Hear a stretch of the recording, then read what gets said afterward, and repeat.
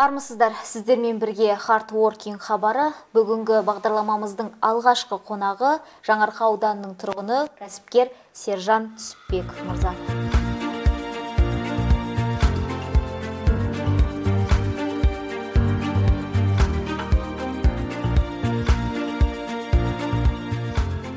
Қымыздың брендіне, етті трендке айналдырған Жаңарқадан көп нәрсені күтуге болады әлде. Қош келдіңіз, Сержан мырза. Қалыңыз қалай? Ассалаумағалейкум қарағандықтар, сәлеметсіз бе Айдана? Сіз мені елеп, жаңағы қонаққа шақырып атқаныңызға рахмет.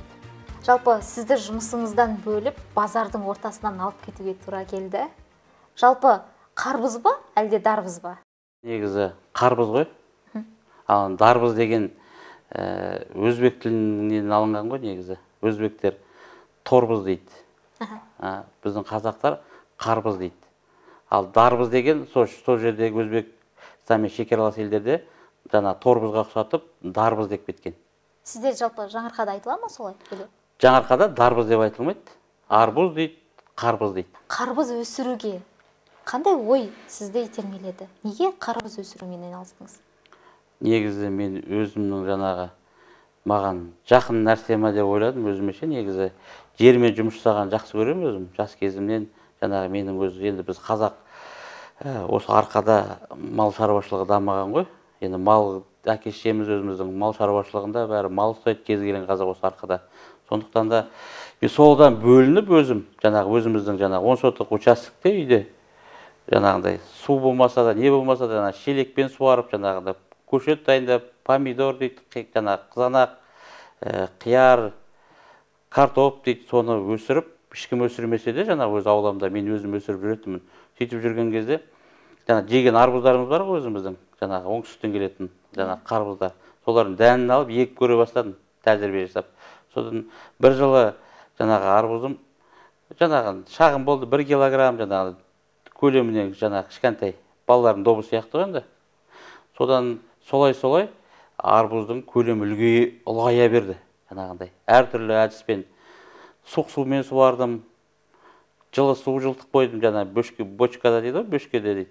Жаңағы Еврокуб деген нелер бар қазіргі уақытта уже. Кейінгі уақыттар сонымен суара бастаған кезде уже нәтижесін бере бастады.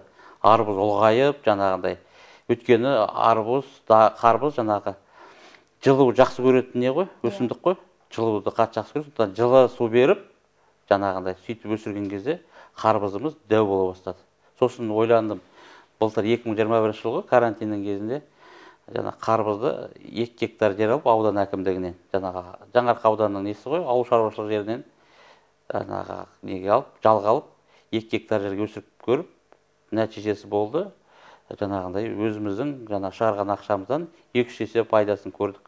Ал басқа да бір тәсілдер бар ма? Естуімше израилдық тәсілмен өсіресіз. Иә, жаңағы не ғой, тамшылау ғой. Ең ақырында жаңағы біз не істедік? Жаңағы үйдің қасында 10 сотық, 20 сотық жерімізге тамшылауды қостық. Тамшылауды қосып едік.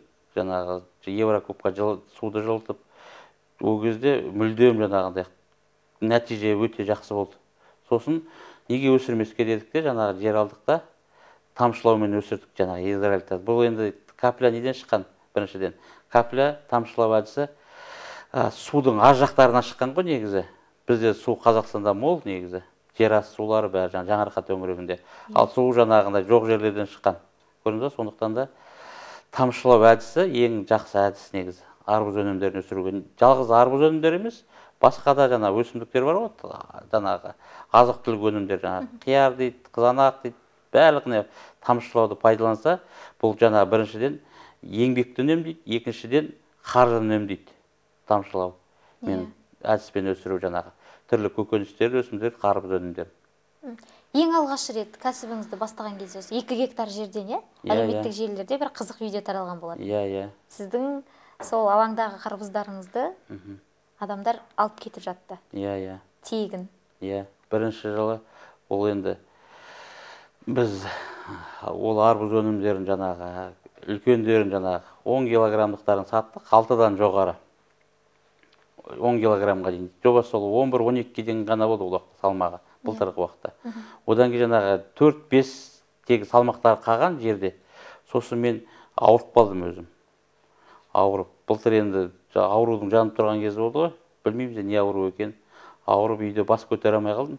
Сол пандемия уақытында ма? Иә, пандемия уақытында ғой, ауырып бас көтере алмай қалдым да, сосын жаңа күзетші балам болатын, оқушы бала, жанында көршінің баласы ғой, ол бала мен түстен кейін барам деді, күзетке деді, ешкім түспейтін шығар деді, жаңағындай. Сендіңіздер? Иә, сендік, сол күні бала сүндет дедім мен, кіші жаңағындай, үлкен ұлым бар тұғын, 5-ке келген, соны сүндет деп, жаңа дәрігер, сол күні демалыс күні келіскен шаруа ғой, ол кісі жұма күні келіп қалды.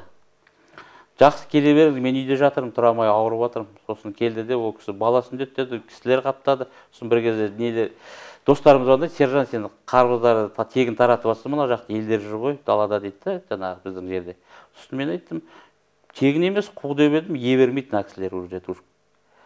Адам көбейіп кеткен. Адам көбейіп кеткен ақы, уже жаңағындай. Сосын айттым, енді Алладан өзімде жаңағындай нем намысыма келді, барсам қалай барам, мен тер үсті басым жаңағындай үйде хаттауыр. Сосын барған жоқпын енді, алсын енді, бәрі де қазір барған менде ол өнімнің бәрі жоқ, уже машинамен таптап кеткен бәрін, одан ешқандай не таба алмаймыз. Олар да не таппайды. Ана жерде бізде қазір одан өкіметке айту керек болады, жаңағындай шаруа көбейіп кететін болды да, сонымен тоқтай салдық. Енді келесі жылда арманшыл адамбыз ғой өзіміз, келесі жылда өсіріп нәсібе табамыз дедік те. Жалпы бұл адамгершіліктің жоқтығы ма, қалай ойлайсыз? Неге сондай жағдай болды? Енді біріншіден айтатын бұл не ғой, адам енді бұл арбузды ойлаймын да, жаңағындай. Бізде енді өсірілмеген нәрсе ғой, бірінші рет болып жатқан, сондықтан да ел бала сияқты болып кетті ма деп ойлаймын да, қызығып кетті, қызығушылықтың арқасында болды ма деп ойлаймын. Екіншіден олар сол қызығу арқылы жаңағы бала кезіндегіндей жаңағы үлкен адам болып тұрып, балалық шаққа кіріп кетті деп ойлаймын да.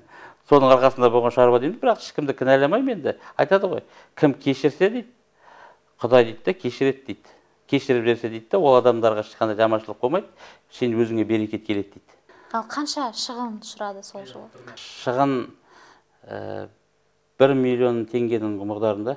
Кейбіреулері түсінігі бар адамдар, жаңағындай иманы бар адамдар түсініп, ойбай біз бүкіл ұмытып кетіппіз деп жаңағы кешірім сұрап, жаңағындай қайтарған адамдар болды. Биыл мысалы 22-ші жылы жаңағы сәуір айынан бастап қолға алып, міне қазір тамыз айы. 1 тамыздан бастап өніміміз пісті, жаңағы жемісін беріп. Бұл Жаңарқан арбыз деген, бұл Қарағандының арбызы ғой, өзіміздің жерде өскен деп. Қайттан ол туыстарын айтып, қазақ көппіз ғой, содан келіп барлығы жаңағыдай адамдар көбейіп жатыр, алған адамдар уже көрдіңіз ба? Сұраныс та бар. Иә, өйткені қарбызымыз жаңағыдай сырты әдемі, күнге күймеген, ыстық жоқ қой бізде. Іші өте тәтті болып жатыр, Аллаға шүкір. Өйткені Жаңарқан жері өте құнарлы, жаңағыдай суы да өте тұщы. Соның арқасында арбузымыздың дәмді, жаңағыдай осындай бізді дейікші енді, мен деген адам дұрыс емес негізі. Адам мысалы қарап отырсаңыз, қозғала беру керек адам ше. Қозғалса, оның нәтижесі болады мысалы. Ал кейбір адамдар қозғалмайды ғой. Жаңағындай берші маған, бүйтші, сөйтші жаңағындай ше. Тегін алғысы келеді кейбіреулер, оған олай істемеу керек. Адам мысалы қарап отырсаңыз, қазір бейбітшілік заман, ашық аспан, ауаны тегін беріп жатыр мысалы, Алла тағала ше. Мысалы суыңыз тамағыңыздан өтіп жатыр тегін. Бізде бәрі ашық тұр, бірақ та кішкене ғана кедергілер бар. Соған жаңағындай тырнақтай нәрсені түйедей дейді ғой, түйедей қылып жатыр біздің мысалы қазақстандықтар. Сондықтан да ешқандай нәрсеге мойымай, сынбай мысалы. Енді бар ғой енді бәріміз нәсібеміз мысалы, қаражатымызды сол ары қарай дамыту керек. 1 теңгені 2 теңге қылдыру керек. Кәсіптің түрлері көп мысалы. Бізде қарап отырсаңыз оңтүстікте нелер көп. Олар жерде қарап отырсаңыз, мысалы біз 1 жылда былтыр мысалы пайда таптық, 1 жыл астықты. Ал оларыңыз мысалы 1 жылда пайда таппайды. 2-ші жылда пайда таппайды жаңағындай. Мен сияқты шаруа бастайды. 3-ші жылда пайда таппайды. 4-ші жылда деген сияқты ғой жаңағындай пайда табады. Соның өзінде де олар қоймайды. Қарызданса да қарыз алған адам жағдайын айтып шаруалар істеп жатыр мысалы. Ал біздің қарағандылықтар, өзіміз орталық Қазақстандағы адамдар, бізде тек қана мал шаруашылығы болғаннан кейін жерге қатты жақындағысы келмейді. Енді мен өзім бойынша мысалы, мені көріп мысалы ойлар өзгеріп жатыр. жаңа арбуз өнімі өседі екен бізде жаңарқада, бірақ та істеуге болады. Қорқады, көрдіңіз ба? Қорқады халықтың бәрі ше. Бастап кетуге қорқады. Сондықтан да өкімет жағынан да не болу керек? Рухани көмек дейді ғой, адамды шабыттандыратын, қанаттандыратын, жаңағындай еңбекке баулитын сондай көмектер болу керек негізі. Ондай болмаса, өкімет болмаса, сіз ақшаны қайдан аласыз? Сіз біреуден қарыз ақша сұрай алмайсыз, сізге бермейді. Ештеңеден қорықпау керек. Ештеңеден қорықпау керек. Құласаң неден құла дейді, нардан құла дейді ғой. Керемет аға. Енді бұл кәсіпті жинап қойып, өзіңіздің отбасылық жағдайыңызға келсек, бала шаға тәрбиелеп отырған жансыз. Иә, мен өзім осы қазақпын ғой, осы Қарағандының тумасымын, осы Қарағанды облысының. 81 жылдан бері келатыр ғой өмір сүріп. 81 жылдан. Одан кейін жаңағындай өміріміз мектепте оқыдық. Жақсы оқыдыңыз ба? Мен жақсы оқыдым негізі. Бірақ та мен жоғарғы оқуын оқи алмадым. Өткенде жаңағындай не болды? Енді әкеміз қиналды да, сосын оқытпады. Қыздарды оқытты бірақ та бізде. Қарындастарымды. Бірақ та енді ол ойлаймын да, жаңағы біз неге қазақтар қыздарын оқытады деп ше, өткен жаңағы қыз жат жұрттық дейді ғой, барған жерінде жаңағы не болмасын, қиналмасын деген сияқты әңгіме ғой. Өзі әйтеуір жұмысын істеп, өзінің күнін көрсін деген сияқты әңгіме ғой. Әйтеуір ұлдарды жаңағындай бізді қысып тәрбиеледі, еңбекке баулып, содан жаман болған жоқпыз. Содан әскерімізге бардық, одан әскерден келдік. Содан жаңа қазір өмір сүріп отқан әйелімізбен кездестірді Алла тағала. Жаңа бақытты өмір сүріп отырық. 7 баланың ата-анасымыз. Иә, көп балалымыз. Жаңағы әйелім алтын алқан иегері, жаңағы батыр ана. Өзіміз аламаған білімді Алла тағала денсаулық берсе, жаңа балаларыма берем білімнің бәрін. Жолдасыңыз қандай адам? Жолдасым бақытты адам ол. Бақытты адам айтады ғой, әйелдің бақыты ердің қолында дейді ғой. Сол бір әйелді бақытты отыр, Аллаға шүкір. Жұмыс істеген жоқ. Енді жұмыс етпеймін деп те ойлаған жоқпын, ол кісінің енді солай болды. Жаңағындай көп балалы бола бастадық. Сосын үйде жаңа өзіміздің шағын неміз бар, үйдің қасында. Жаңа халықты қамтитын бір орталығымыз бар, жаңа немен не ғой, Монша жағы ғой, Монша банный комплекс дейді, соның шағын неміз бар. Сол кәсіптің директоры. Иә, сол кәсіпті жүргізеді ол кісі. Жаңағы мектепте ата-аналар комитетінің мүшесі, мектепте. Сол. Апам жай отырған жоқ қой. Жай отырған жоқ, ол кісі менен де шираққа деп ойлаймын. Бірақ та менің жаңағындай, біз енді еркекпіз ғой, әйелден жоғарымыз ғой. Жаңағындай біздің ықпалымыздың, неміздің бақытты қылғанның арқасында отыр ол кісі. Жалпы қазіргі ер азаматтар жарын қалай таңдау керек? Қазіргі ер азаматтар бұрында қазақ не істеген ғой, мысалы, барып құда түскен мысалы. Алысқа бармаған, өзінің жаңағы жақыннан солай барған. Мысалы, біреудің қыз өсіп келе жатыр, біреудің ұл өсіп келе жатыр, солай болған қазақта. Алысқа жібермеген. Алғанда ұлын ертіп, әке-шешесі жаңағы енді алыс туысқан ғой, қазақта бәрі бір-біріне туысқан, барғанда айтқан мысалы, бізде ұл өсіп келе жатыр екен, сіздерде қыз бар. Осылай не болмаса, реніш болмаса, сіздердің алдарыңызда өтіліп келіп отыр, осылай қыздарыңызды бізге бала қылып берсеңіздер деп барған. Көрдіңіз ба, қандай әдемі. Егер де балалар жаңағындай не істесе, жоп қылып босаяқ деген ғой, некелестіктерін. Солай жаңағы енді кейін мысалы 2 жас не істемей жаса, келіспей жаса, жаңа әке-шешелер өздері орналастырған бәрін дұрыстаған. Көрдіңіз ба? Солай алу керек негізі әйелше. Алысқа бармай жаңағы айтады ғой, әке көрген оқ жанар, шеше көрген тон пішер дейді ғой, мысалы, ыдысына қарап қызын ал дейді, жаңағындай сол сияқты ғой. Текті жерден алу керек дейді ғой қазақта. Текті жерден алу керек. Өмірде әттеген-ай дейтін кездеріңіз көп болды ма? Қап деп өкінетін сәттеріңіз? Жоқ, мен әттеген-ай демеймін, мен өкінбеймін өміріме. Мен бақытты адаммын. Бақытты адамның өз қолында. Бақытты әйелімізбен де бала шағамыз бәріне қуанам. Өмір жаңағындай бар екеніне.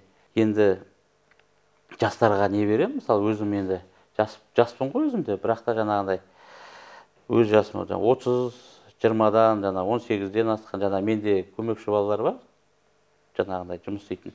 Сол балалар, 2-3 бала ғой, кейде 10 шақты болып кетеді бір мастығы жұмыстар болған кезде.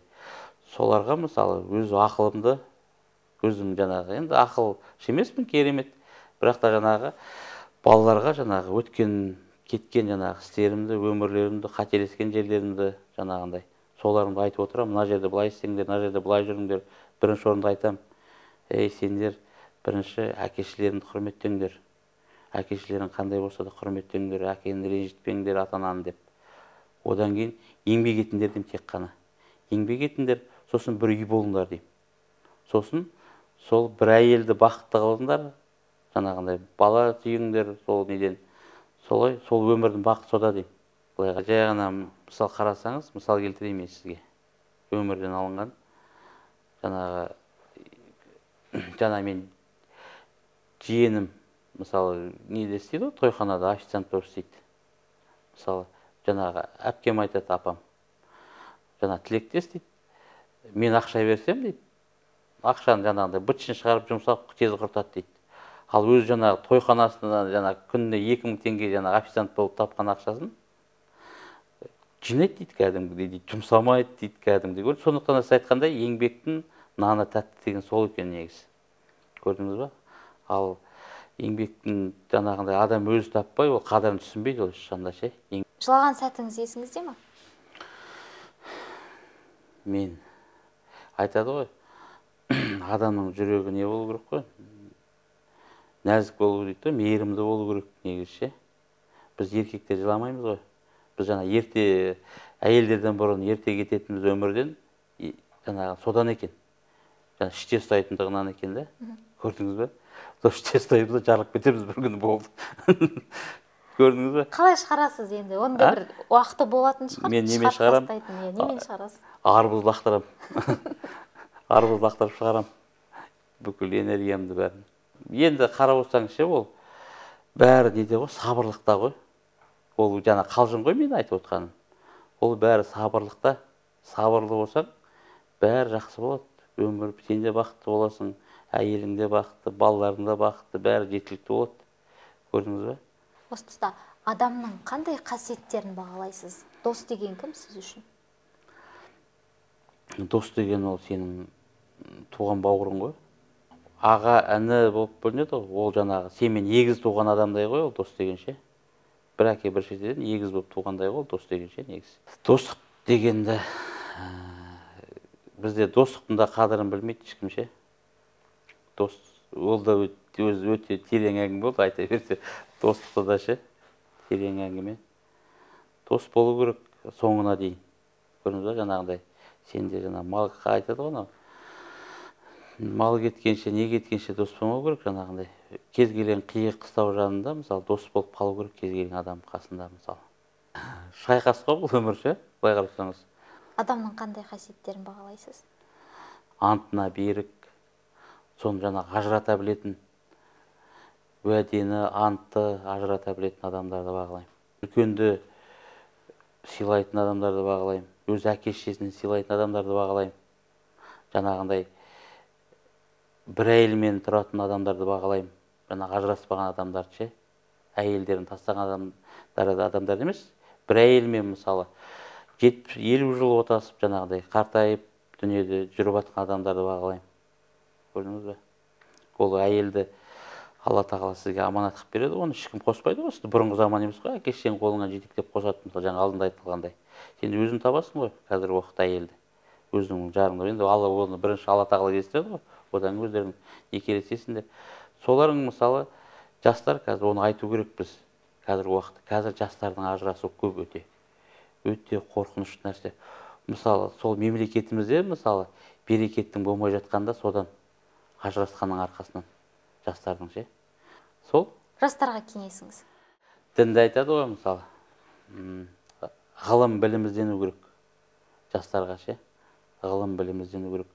Жақсы фундамент құю үшін жастар әке-шеше қайратты, жігерлі болып, соларға жақсы фундамент жасап тастау керек. Көрдіңіз бе? Ғылым білім дейді, бітпейді екен, ол шексіз. Сіз мысалы өмірден өтесіз ғой, сол кезде ғылым білім сол жерде тоқтап қалады, ол бітпейді. Келесі адам келеді де, одан арыға жалғастырып кетеді. ғылым білімді. Көрдіңіз ба? Ғылым білім болса, білекті бірді, білімді мыңды жығады дейді ғой. Көрдіңіз ба? Сондықтан да ол қазақ айтып кетті ғой бұрында, үлкен кісілер біздің алдымыздағы. Сондықтан да соны ұстану керек жастарға. Болды, басқа ештеңе керегі жоқ бұл өмірде. Сержан мырза, сізге алтын уақытыңызды бөліп келгеніңізге алғыс білдіреміз. Рахмет, Айдан. Отбасыңызға амандық, еңбегіңізге береке тілейміз. Бізде әзірге осы, келесі кездескенше сау, саламатта болыңыздар.